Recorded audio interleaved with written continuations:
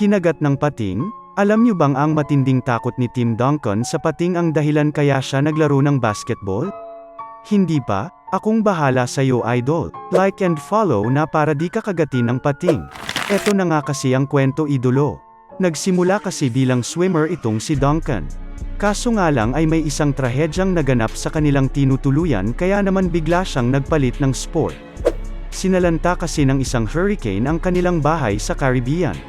Nasama sa mga nasira ang local swimming pools ng lugar kaya naman wala na siyang place para makapag-training.